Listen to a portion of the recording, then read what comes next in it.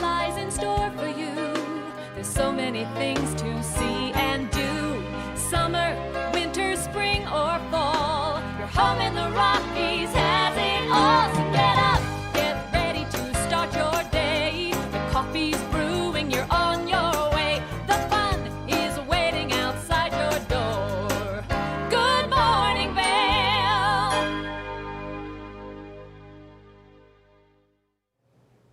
Well, hello there, friends. Good morning and welcome to TV8's Good Morning Vail for Monday, July 26th, 2021. I am one of your hosts, Eric Sundblad, alongside the smiley Maddie Evans. How are you doing this morning, Maddie? Good. How are you? You know, it's not a bad Monday. You know what would make it a way better Monday? Snow? No smoke. It's looking a little better. Oh man, it was rough yesterday. It was definitely rough yesterday. As soon as the rains cleared out, the smoke made its way in, and then the fire down in Gypsum added a little bit to that. Luckily, that was put out fairly quickly. Yeah. Did you read about that one? I just read a little bit this morning after you told me, because that's something that would have just gone right up and over my head. Okay, yeah. Yeah, that was rough. Just off the highway there at Strawberry Fields Farms in Gypsum. I have not seen that they've determined the cause of it, but luckily there were quite a few fire departments that joined in and were able to get that guy contained. So it closed I-70 for about 4 hours. Wow. And then, of course, the flash flood warnings closed I-70 again, but it reopened early this morning. And right now, traffic is flowing smoothly through Glenwood Canyon and I-70, but expect more flash flood warnings as we are still in monsoon season. But good news, more rain. Always need more rain. Maybe not quite as much as we got in Avon last week. I'm still cleaning mud off of my porch and my driveway and my dog and my shoes and my house. No more It's mud. everywhere. It's everywhere. It's taken over. Yeah, poor Avon. There were some, the unit next to mine, the building next to mine, actually had somebody that ended up with about 2 inches of mud in their home, and insurance is not covering anything because they had flood insurance but not mudslide insurance. And they just got done remodeling their home like literally 3 weeks ago. Oh my gosh. And now it's completely ruined. That's so horrible. I know that there are so many people that are displaced because of this mudslide, because all of those apartments right there in Avon, right on Nottingham Lake, those have flooded too. And so there are so many people displaced, so many people looking for homes. Maybe if you have a mother-in-law apartment and you want to rent it out, right now is a great time to give back to the community and give these people a place to live. Yeah, that building has not had good luck recently. If you recall, 3 years ago, there was that grease fire that displaced about 3/4 of that unit, and now the mudslides are extreme weather and grease fires. Yeah. What are we going to do?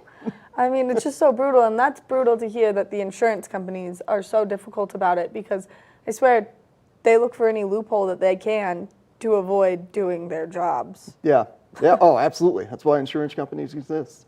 And not to give love to our competitors, but the Vail Daily did write a nice article about that couple, and I believe they have a GoFundMe in there. So go check out that article on Vail Daily and maybe support those guys. They're in some rough shape right now. Yeah. On a lighter note, the Olympics, Summer Olympics, started in Tokyo this past weekend. And of course, the event that I've been most looking forward to, the debut of skateboarding. I was about to say snowboarding. The debut of skateboarding at the Summer Olympics. And it was pretty cool in the women's side of things, as it was all very young teenagers that won. It was a 13-year-old from Japan. Let's get a name check on that right now. It did not stay in my brain. 13-year-old Momiji Nishia of Japan took gold. The 13-year-old Reisa Leal from Brazil took silver. And then 16-year-old Funa Nakayama, also from Japan, took bronze. It's awesome. Congratulations. Skateboarding is a youth culture sport, and it's great to see the youth carrying the torch. I found it quite entertaining reading articles coming out of the Olympics talking about, oh, this is skateboarding's big break. And it's like, did you guys not live through the 90s? That was all there was skateboarding. I don't know. Maybe I lived in a different dimension, but it's been entertaining reading about how skateboarding's the next big sport. Like, It's already been pretty big, but here we are. I mean, we'll take it. A comeback. Everything that like was big and then fades out always makes a substantial comeback. I don't know if it ever faded, but I mean, it didn't fade, but it was definitely less hyped than it was before. In the 90s, skateboarding, huge. I remember watching my dad and my brothers at the skate park, and I was like, this is fun. And then it kind of went out of style for a minute, and everyone kind of went a different direction, and now it's so coming back. I blame razor scooters. Those kids on their scooters, they just took everything from skateboarding. Not really. No. But it's great. It's great that the Olympics on the international stage are welcoming a more counterculture focused sport. So all props to skateboarding and the U.S. or International Olympic Committee for allowing that sport in it. Well, we got a great Good Morning Vail in store. We got a couple fun guests joining us on the couch. Longtime buddy Claire Noble from Vail Symposium's coming in to chat about an art festival that they've got going on. Yeah, so many great things. And then we've got Sun and Ski also coming on to give us a great tour through their shoe wall, because I don't know if you've ever been into Sun and Ski. Their shoe wall, huge. Yeah, it's like a quarter-mile long. No, and not really, but it's big. It's big, and there's something for everyone. Literally, they have vans, so maybe if you want to go skating. They've got Birkenstocks. Maybe you just want to be cruising around the farmer's market. What did you do this weekend?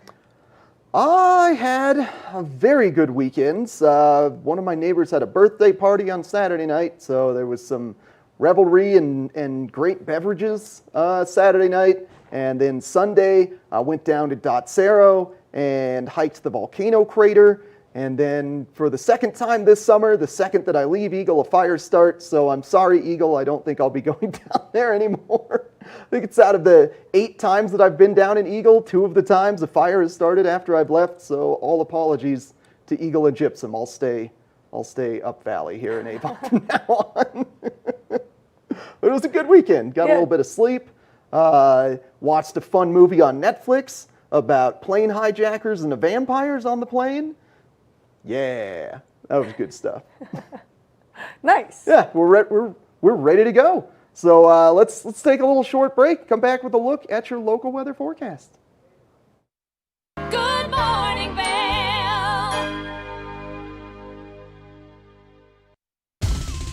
For fun and adventure, join me on Elizabeth Stanton's Great Big World. Find out where I'll be going next and which celebrities I'll be bringing along with me. I'll show you amazing destinations with lots to explore, and you'll get to know my celebrity guests the way they really are, up close and personal. We'll travel the world, experience new cultures, and together, try to make a difference. I'm Elizabeth Stanton, saying the world's a big place, and I'm going to show it to you.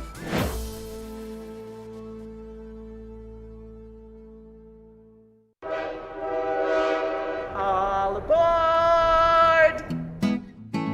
Step on, take a look around, and take a listen. Relax to the rhythm of the train on the tracks. For the kids, and the kid in all of us, the Leadville, Colorado and Southern Railroad.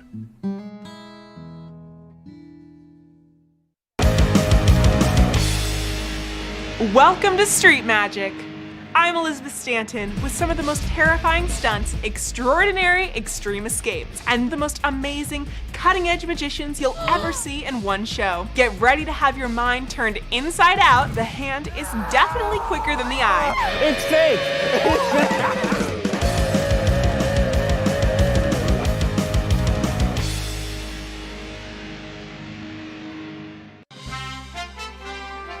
I'm Clinton Griffiths, the host of Ag Day Television. Get the latest news about crops, livestock, rural living, and so much more from our award-winning team. Follow the food you eat from the field to the store to your table every day, because what's happening on the farm matters to you and your family. Watch Ag Day weekdays.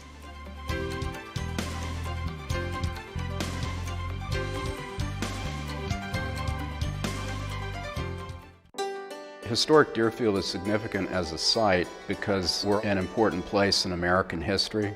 All but a few of the historic houses are on their original home lots. The original town plan from the 1670s is still in place. The town retains its original scale, and in many of the houses we have objects connected to Deerfield, the Connecticut River Valley, and New England. And all of this together helps to convey a deep sense of place. Good morning, Vail. All right, we're looking at another gorgeous day leading into a gorgeous week here in Eagle County. But as I was looking at the long-term forecast, we're talking 12 to 15 days out, it looks like temperatures are going to start getting in the 70s starting next week. So this might be our last week of 80-degree temperatures for the foreseeable future. Keep your fingers crossed there if you're me that's already looking forward to snow at least. But for today, expect temps to get as high as 84 degrees, low of 51 degrees this morning, or rather starting off the day around 51 degrees at 8 a.m. About a 25% chance of precipitation throughout the course of the day. Of course, we are still in the monsoonal flow season, so that 25% more represents where the showers are likely to occur. So there's about a 25% chance that they're going to occur alongside the I-70 corridor here in Eagle County, but they could shift north or south at some point during the day and bring us afternoon showers. So always be prepared for that at this time of year. And this evening, expect 50-degree lows, 20% chance of precipitation. And I was expecting a different national map than what I was greeted by this morning, just based on what the national forecast was saying late last week in terms of the long-term heat dome that was supposed to be encompassing most of the U.S. But as I looked at this one today, it does appear there's a lot of low-pressure systems. I do see this blue here, so the blue always represents high pressure or drier air, typically warmer air, and it does appear to be creating this dome above Colorado. So I was expecting Colorado and the greater Southwest area to remain fairly stable, but then also extreme high heat in the Pacific Northwest, California, and the Great Plains region. But maybe that's going to pass the country by.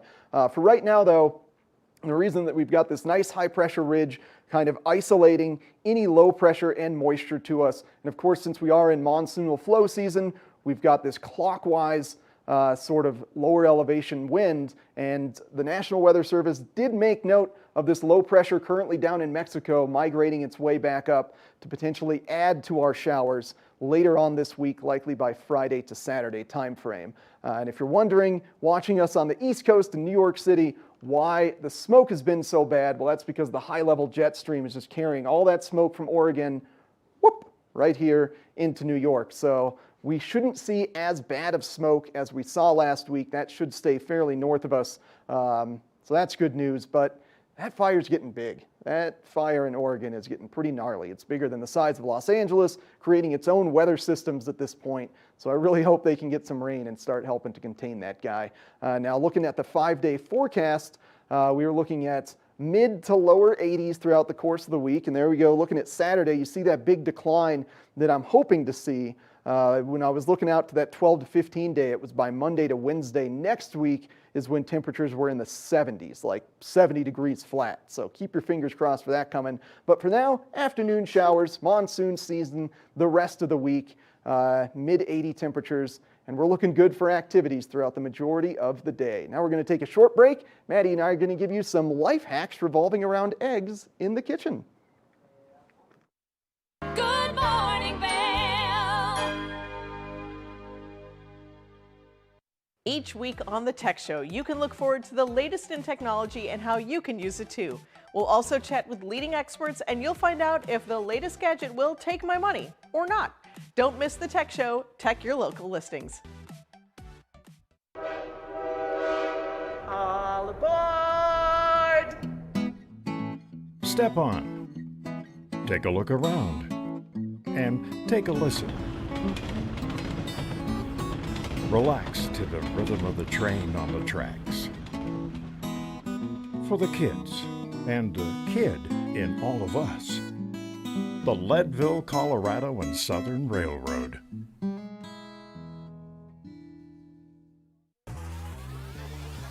Follow your favorite extreme sports athletes with the Telly Award-winning show, The Line. If you're an adrenaline junkie and need a daily dose of base jumping, skydiving, highlining, biking, kayaking, and more, then look no further. We've got you covered. Catch JT Holmes, Andy Lewis, Cam Zink, and many more extreme sport athletes here on The Line. Check your local listings for more information. Historic Deerfield is significant as a site because we're an important place in American history. All but a few of the historic houses are on their original home lots. The original town plan from the 1670s is still in place. The town retains its original scale, and in many of the houses we have objects connected to Deerfield, the Connecticut River Valley, and New England. And all of this together helps to convey a deep sense of place.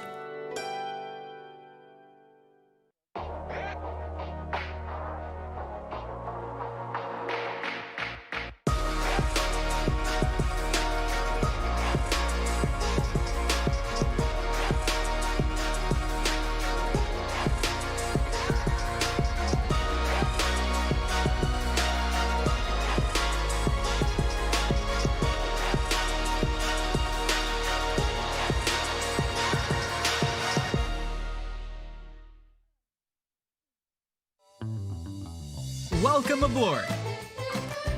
Bobby Laurie and Nikki Noya have your ticket to everything you need for an on-the-go lifestyle. Grab your boarding pass. It's time to jet set. Good morning, Vail. Well, if breakfast is your thing, like it is our thing, you're going to want to tune in to this life hack because we're going to give you some secrets on making the absolute best eggs. And Maddie, I love me some huevos rancheros, as we know. Now, the tricky thing about huevos, if you got to make your eggs either over easy or over medium, and that usually requires a flip of the egg. And what happens when you flip an egg? Yolk cracks.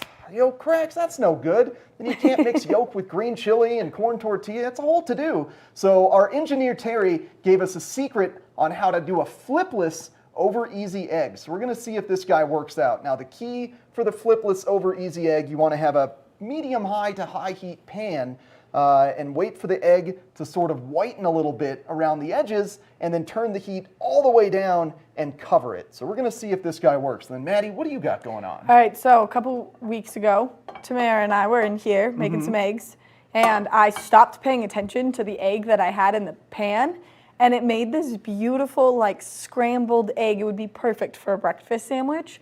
And I'm like, did I just create something magical that I needed to know? Yeah, we're going to call this Maddie's Serendipitous Scramble. And so we're going to try and redo that. But I just can't pay attention to my scrambled egg.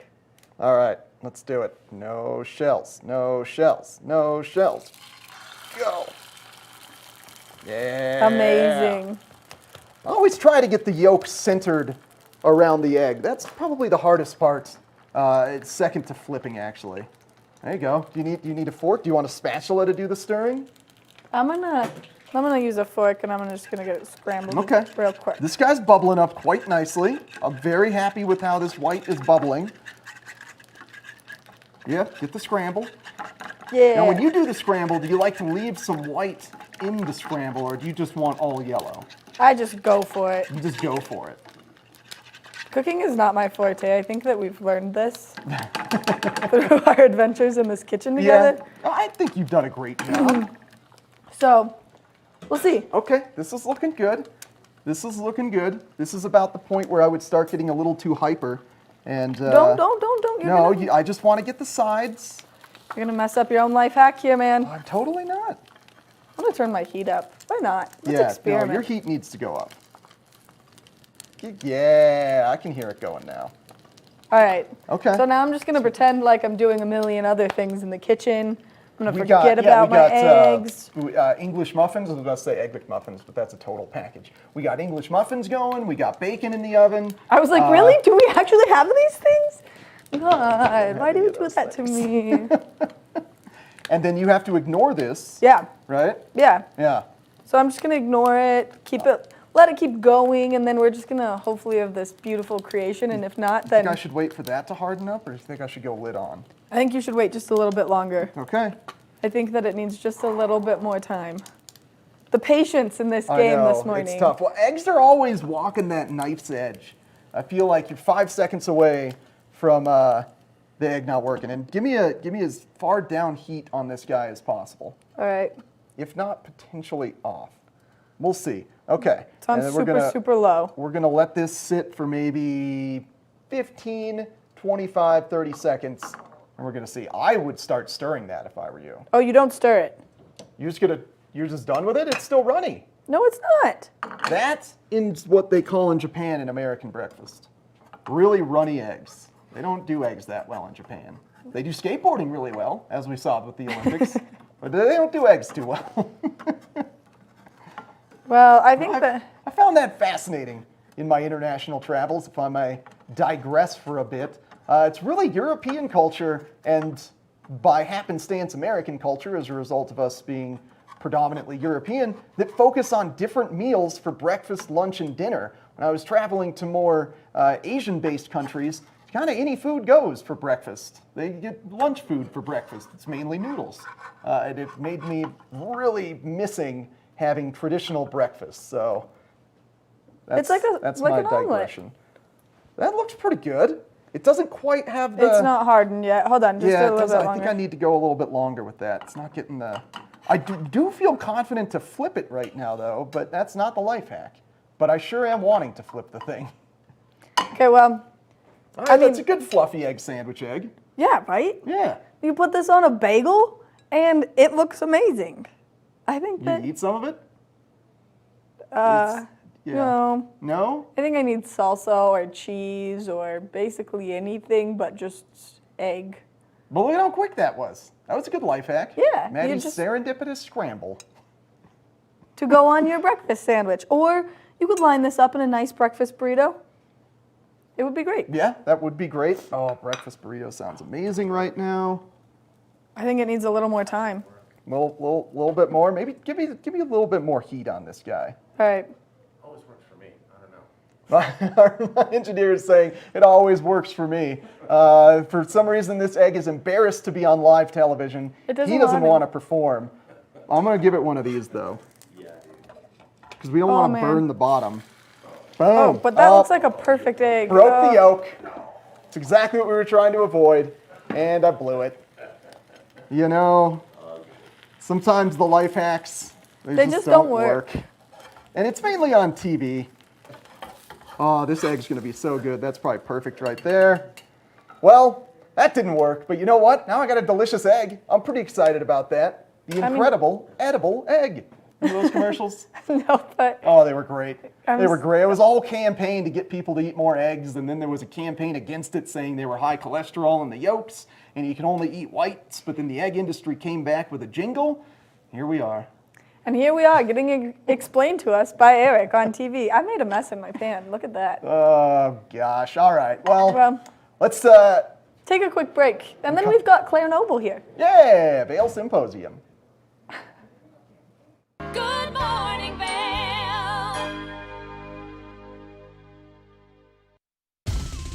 For fun and adventure, join me on Elizabeth Stanton's Great Big World. Find out where I'll be going next and which celebrities I'll be bringing along with me. I'll show you amazing destinations with lots to explore, and you'll get to know my celebrity guests the way they really are, up close and personal. We'll travel the world, experience new cultures, and together, try to make a difference. I'm Elizabeth Stanton, saying the world's a big place, and I'm going to show it to you.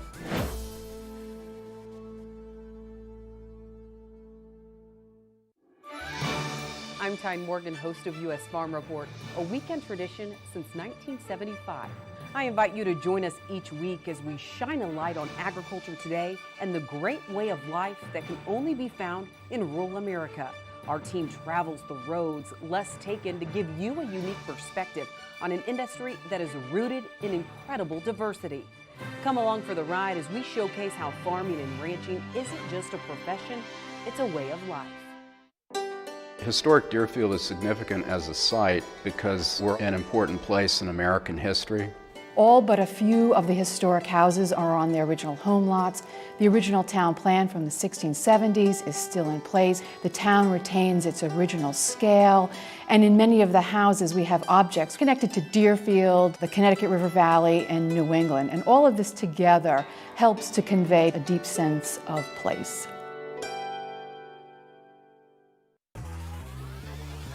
Follow your favorite extreme sports athletes with the Telly Award-winning show, The Line. If you're an adrenaline junkie and need a daily dose of base jumping, skydiving, highlining, biking, kayaking, and more, then look no further. We've got you covered. Catch JT Holmes, Andy Lewis, Cam Zink, and many more extreme sport athletes here on The Line. Check your local listings for more information.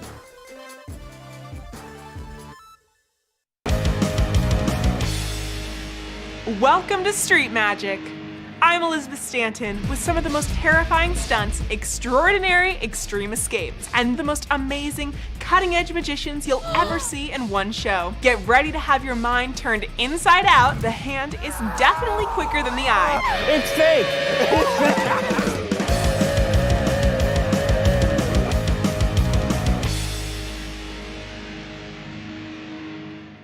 Good morning, Vail.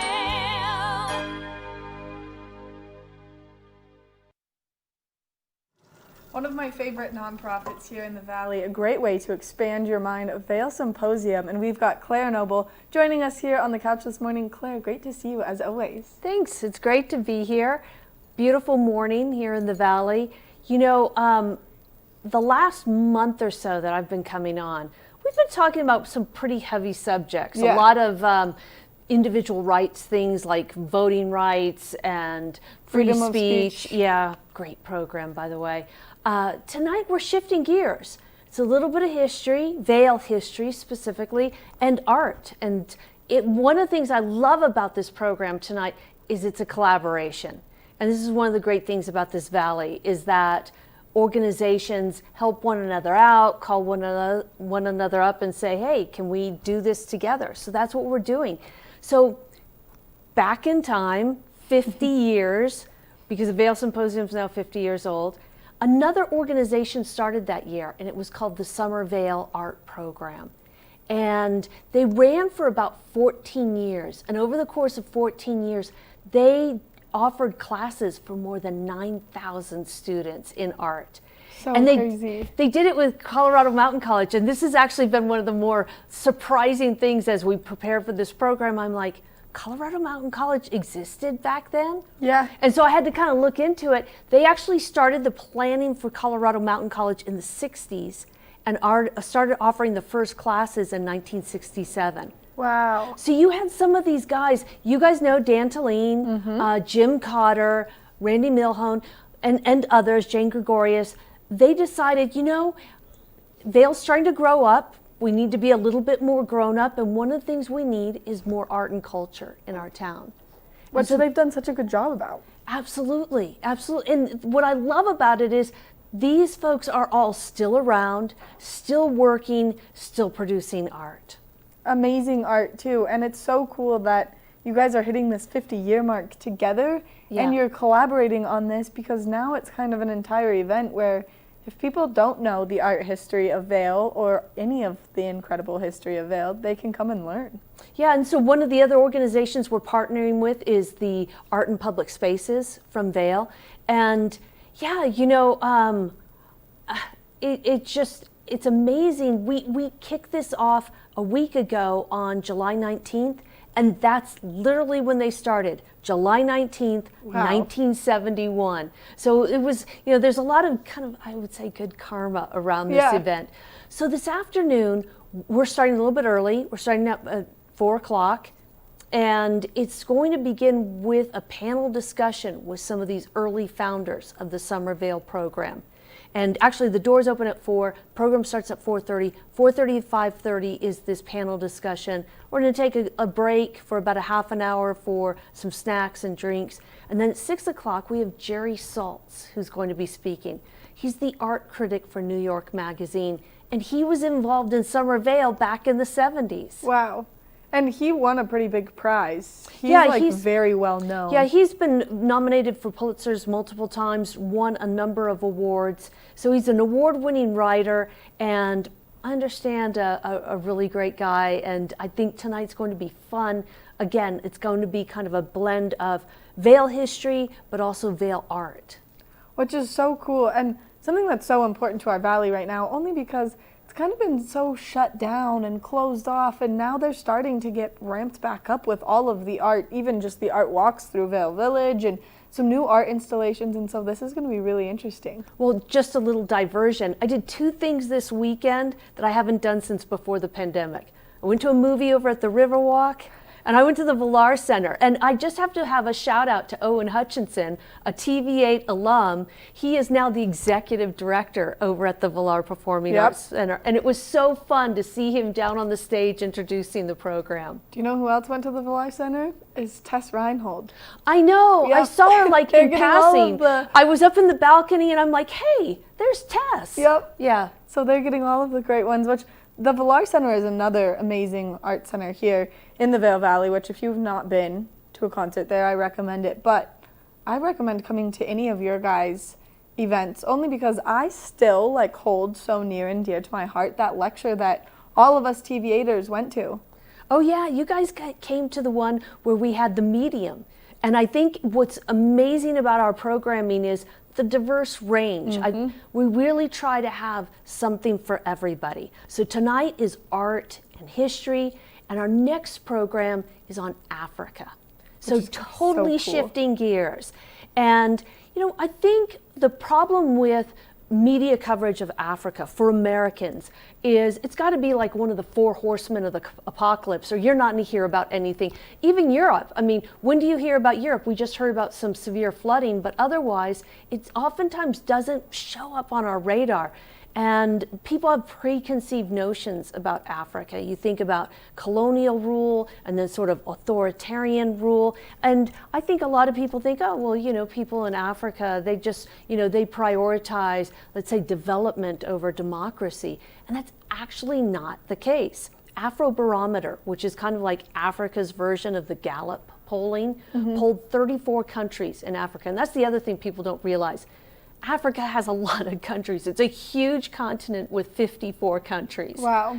And actually, all but 2 countries, the majority of the residents prioritize democracy. Now, maybe it'll look a little bit different than our democracy. So our panel is going to talk about, you know, the steps forward that some countries have made. Malawi just had a change of political leadership. And that's always kind of a fraught thing, because a lot of countries, somebody gets in there and they're in there for 30 years. And that's not just, you know, Africa, that's worldwide.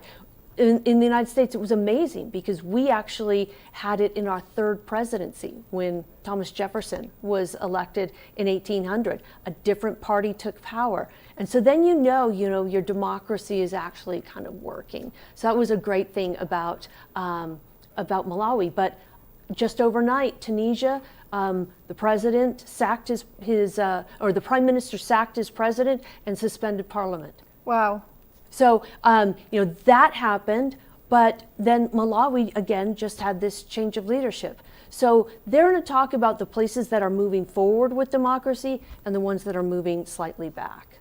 Which is so cool, especially because, yeah, like you said, the things that we see about Africa are never really what you can expect, and there's so much more happening, which I always think it's so entertaining when I see countries talking about our like kind of setup, our politics, our everything, because it's like, yes, that is what's happening, but there's so much more to it than just these little things that you guys are covering. And so it's going to be so cool, and what a culture shock almost it'll be to sit there and learn all about Africa. Yeah, that's one of those continents where or programs rather, that I like to do because even for smart people, their knowledge base is pretty low. You know, one of the things that was really shocking, one of the speakers is a returning speaker from 2018.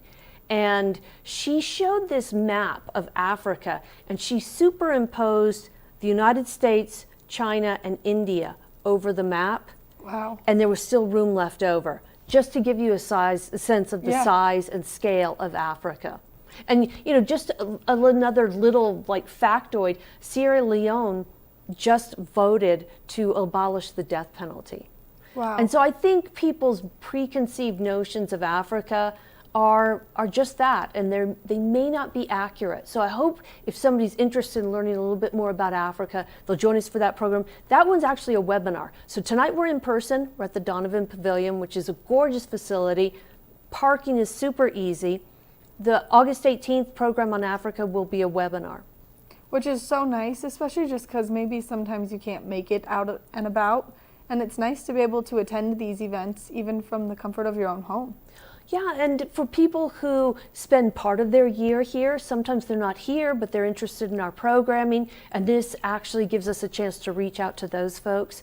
Or people who don't even live here and have no ties here, but somehow found out about us, and they tune into our programs, and it's great because we'll see with registrations that we sometimes have people from multiple states tuning in, and we've even had people from overseas tuning into our programs. Wow, which is, I mean, incredible. You guys, as an organization here in the Valley, are so well known and just so cherished, especially by the people that just want to constantly be learning and expanding their knowledge through, I mean, these programs, whether it's on Africa or whether it's on Vail history or maybe it's on freedom of speech. Well, you know, it's no secret that we have a slightly older population. We have some youngins like you, but we have a slightly older population here. And one of the ways you keep your brain young is by learning new things. And so if you're interested in exercising your brain, I really hope you'd come out to a Vail Symposium program. Yeah, which I'm so excited. And I need to get looking at the schedule because there's always multiple that I'm like, I need to be there. And I just haven't had any free time to look. So I'm going to start looking, and then you're going to start seeing me a lot. Well, that would be great. And the other thing I want to just put in a plug for is we have Judy Woodruff and Al Hunt coming on August 25th. And those advanced sales are really, really strong and will probably sell out. So if those are two veteran journalists that you'd like to see, and the great kind of sort of synergy with that program is that they actually spoke for the Vail Symposium back in the early 80s. Wow. So we love the fact that we're bringing back some speakers who spoke at the Vail Symposium a long time ago. And then the last week of August 30th and 31st, we have Clay Jenkinson. He's a historian. He's the host of the Jefferson Hour podcast. And he's going to actually appear one night as Thomas Jefferson. We'll be at the Donovan the first night. And the second night will be at Beaver Creek. And he'll appear as Theodore Roosevelt. Wow. Oh my gosh. So that's going to be very interesting too. And also, those are great programs for maybe the kiddos that are learning about these presidents right now, because it would give them such a different perspective on what they would learn out of the textbook, which I think is so phenomenal. Yeah, so this is part sort of learning, but also part performance, because he's actually dressed as Thomas Jefferson or Theodore Roosevelt. He's in character. We brought him out here 2 years ago, and he came as John Wesley Powell, who was the discoverer of, the Green River and the Grand, he named the Grand Canyon. Wow. Disaster Falls, he named that. Angel Falls, he named that. And what I loved about this guy is he tended to name things after what they had just experienced, because they had lost a boat at Disaster Falls, and it was the boat with all their equipment in it. Oh no. But not naming things after people. So, there's no controversy there. I think we all agree the Grand Canyon is pretty grand. Yeah, definitely. So if people want to look at your full lineup of events or maybe purchase a ticket, where do they go? VailSymposium.org. Claire, thank you so much for coming in this morning and giving us all of this great information. Make sure if you're looking to expand your knowledge, whether it's on Africa or whether it's on some Vail culture and some Vail history, that you check out the Vail Symposium, because they always have such great programming, and they're literally one of the best nonprofits here in the Vail Valley. Coming up next, we've got more Good Morning Vail, so stay tuned. Good morning, Vail.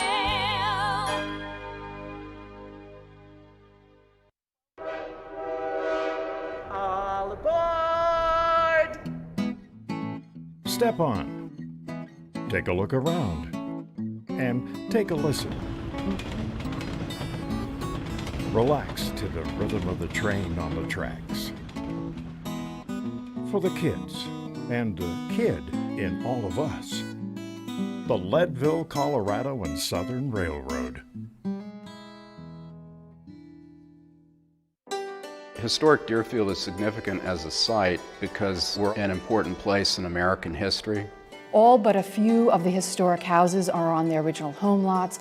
The original town plan from the 1670s is still in place. The town retains its original scale, and in many of the houses we have objects connected to Deerfield, the Connecticut River Valley, and New England. And all of this together helps to convey a deep sense of place.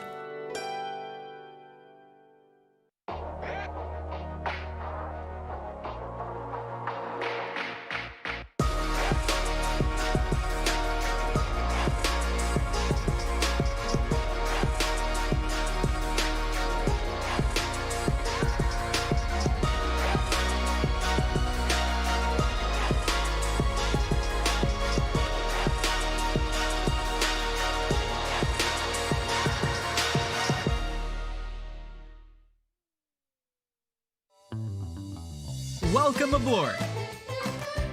Bobby Laurie and Nikki Noya have your ticket to everything you need for an on-the-go lifestyle. Grab your boarding pass. It's time to jet set.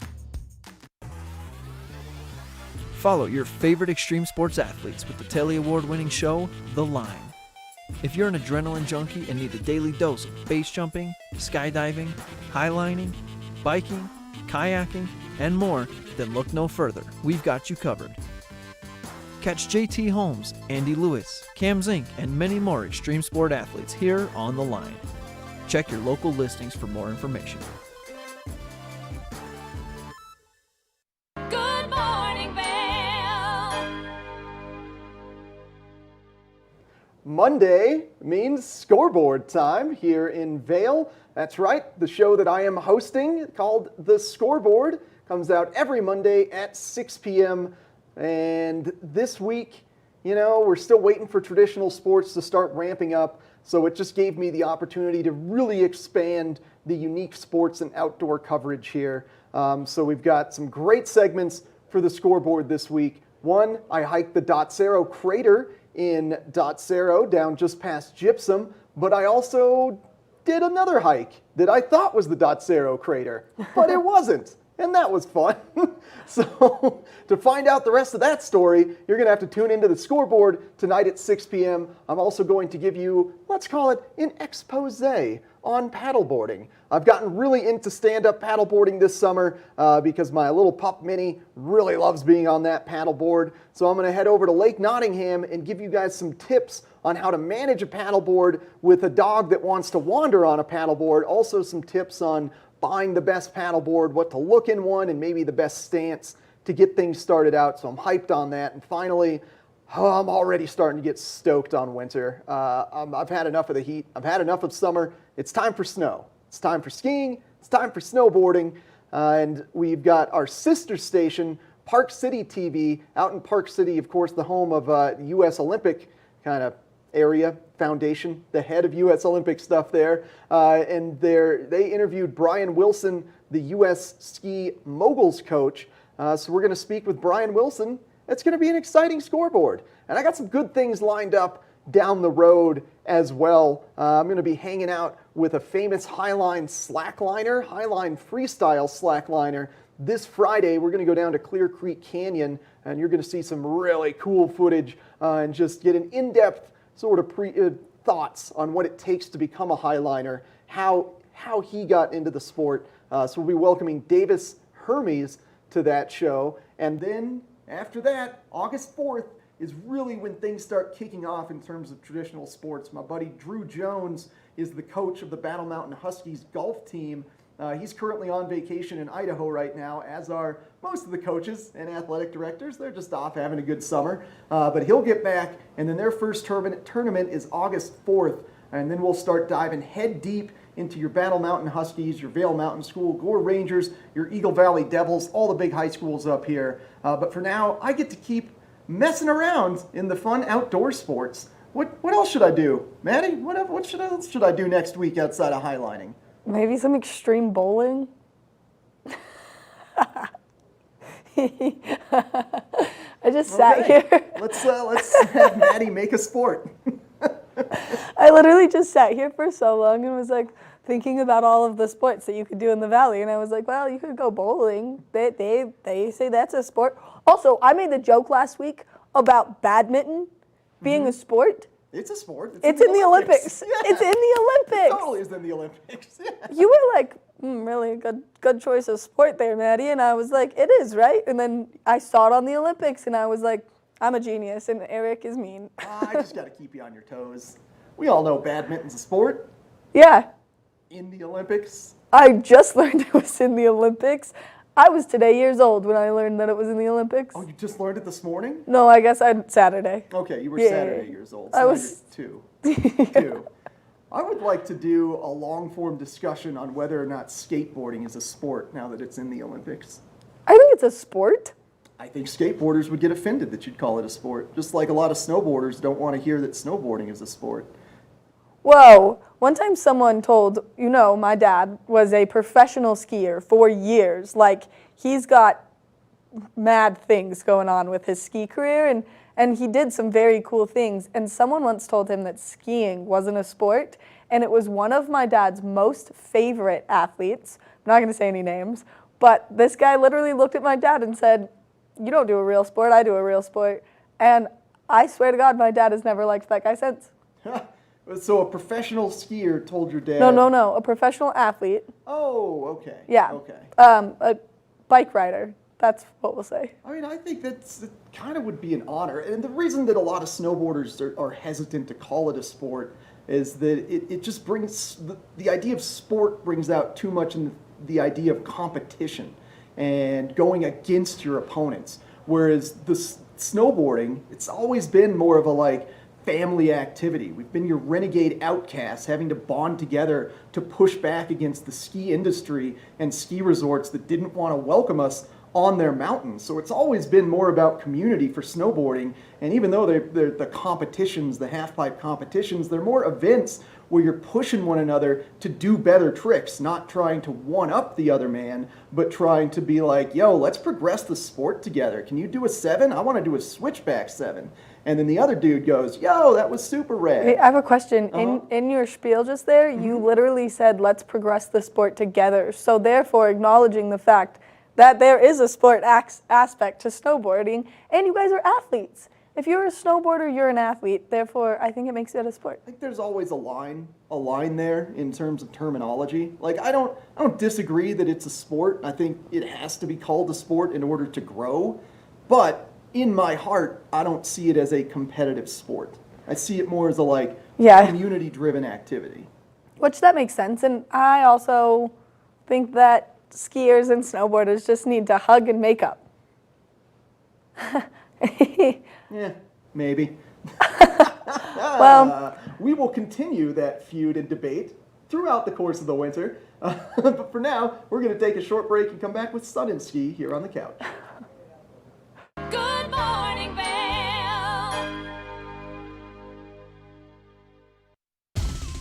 For fun and adventure, join me on Elizabeth Stanton's Great Big World. Find out where I'll be going next and which celebrities I'll be bringing along with me. I'll show you amazing destinations with lots to explore, and you'll get to know my celebrity guests the way they really are, up close and personal. We'll travel the world, experience new cultures, and together, try to make a difference. I'm Elizabeth Stanton, saying the world's a big place, and I'm going to show it to you.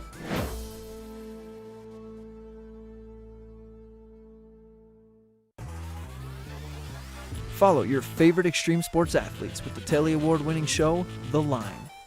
If you're an adrenaline junkie and need a daily dose of base jumping, skydiving, highlining, biking, kayaking, and more, then look no further. We've got you covered. Catch JT Holmes, Andy Lewis, Cam Zink, and many more extreme sport athletes here on The Line. Check your local listings for more information. Each week on Finding the Good Life, we'll chat with experts that will empower you to lead a healthier life. You'll hear from people with life-changing stories that will inspire you, and we'll take a closer look at what's happening in health and wellness now, so we can make better choices for ourselves and for our families. Journey with me to Finding the Good Life.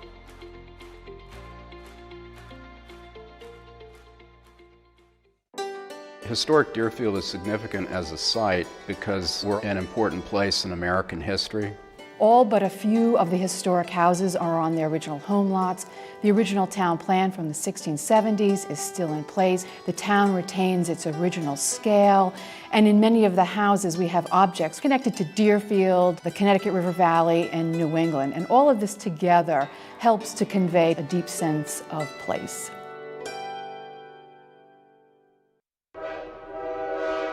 All aboard! Step on. Take a look around. And take a listen. Relax to the rhythm of the train on the tracks. For the kids, and the kid in all of us, the Leadville, Colorado and Southern Railroad. Good morning, Vail.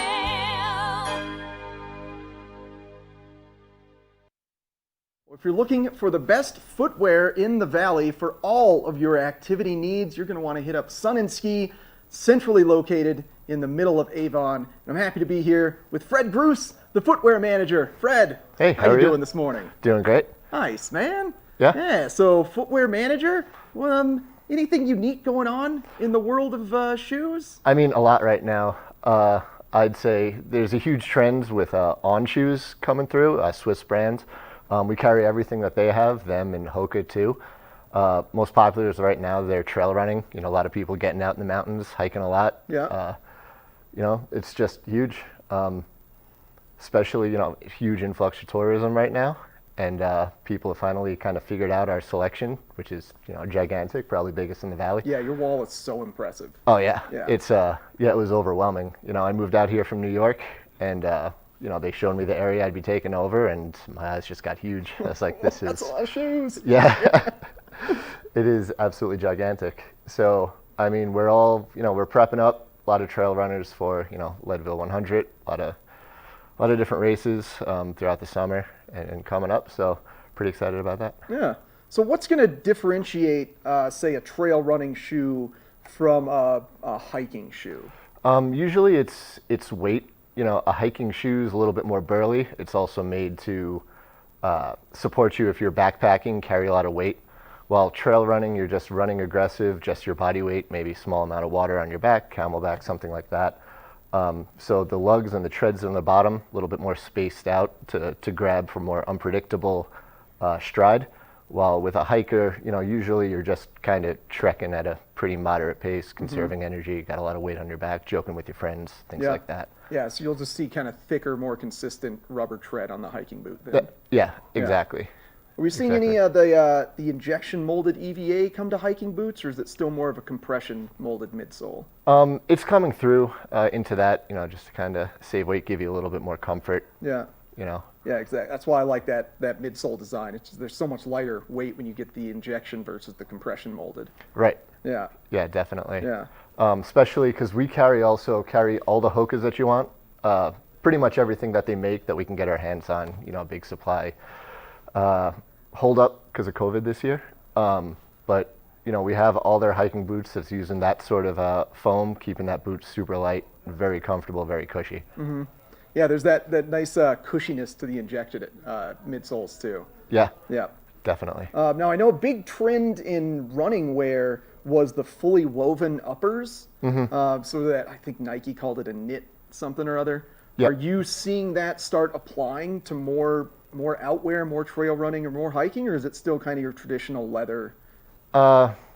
It is light mesh. Not as much as the knit anymore. You know, I don't think people really.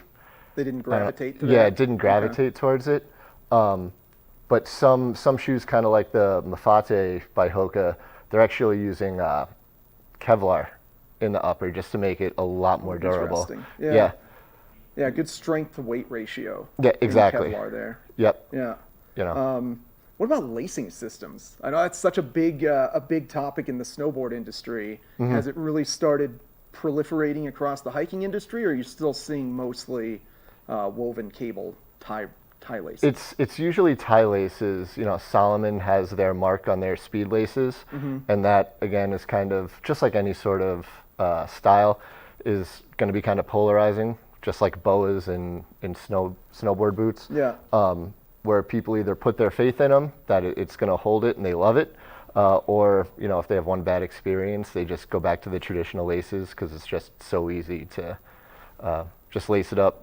Throw an extra pair in your pack, and you don't really have to worry about any sort of specialty. Even though those speed laces, it is supposed to be about 3 to 5 times stronger than regular laces, but nothing's indestructible, unfortunately. Yeah, totally. And the second something goes wrong when you're on the trail and you're having to monkey with a dial or unscrew something or having to re-spool a cable, it ruins the experience. Yeah, so I get it. Yeah. Exactly. It just takes you right out of whatever you're doing. Yeah.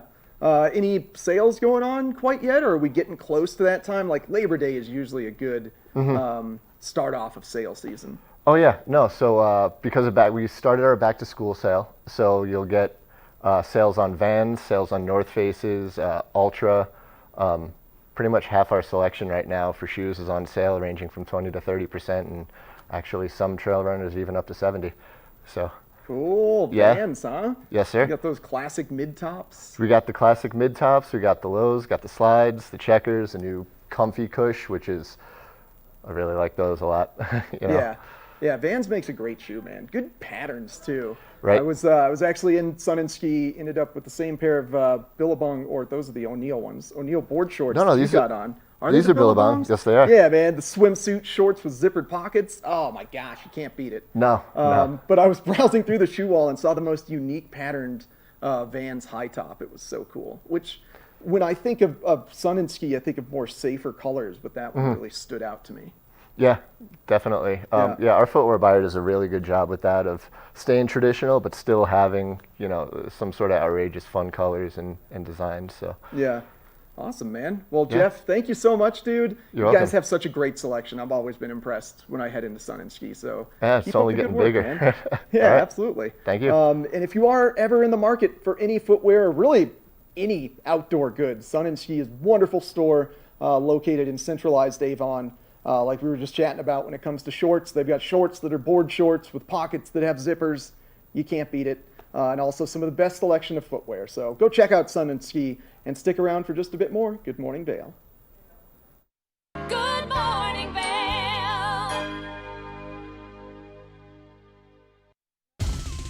For fun and adventure, join me on Elizabeth Stanton's Great Big World. Find out where I'll be going next and which celebrities I'll be bringing along with me. I'll show you amazing destinations with lots to explore, and you'll get to know my celebrity guests the way they really are, up close and personal. We'll travel the world, experience new cultures, and together, try to make a difference. I'm Elizabeth Stanton, saying the world's a big place, and I'm going to show it to you.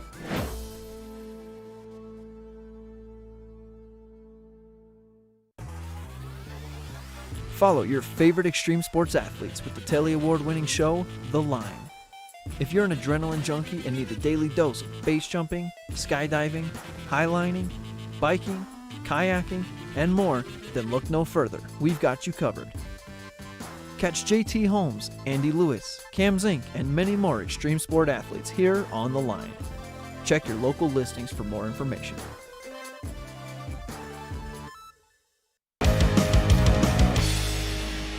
Welcome to Street Magic. I'm Elizabeth Stanton with some of the most terrifying stunts, extraordinary extreme escapes, and the most amazing cutting-edge magicians you'll ever see in one show. Get ready to have your mind turned inside out. The hand is definitely quicker than the eye. It's fake!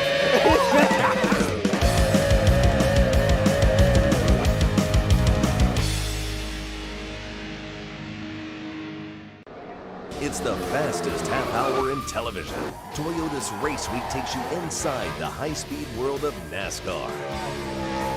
Go behind the scenes for a look into the high adrenaline world of motorsports and hear from your favorite drivers as they discuss the drive to a championship. If you love NASCAR, you won't want to miss Toyota's Race Week.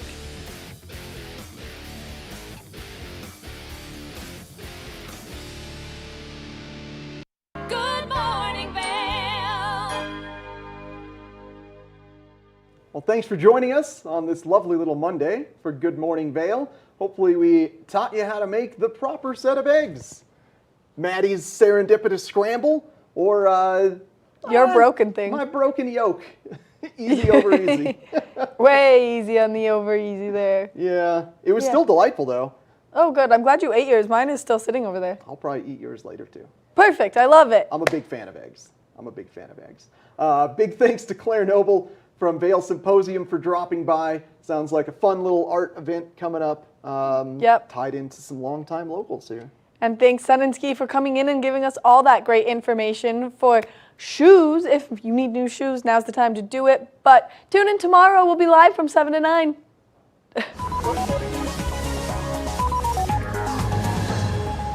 Hi everyone, I'm Raisa Pascal. And I am Mitch English. This is Daily Flash. We've got an hour packed with news, information, and everything in between. We hope that you are ready to join us for our nice little ride. And maybe, hopefully, over the last few days,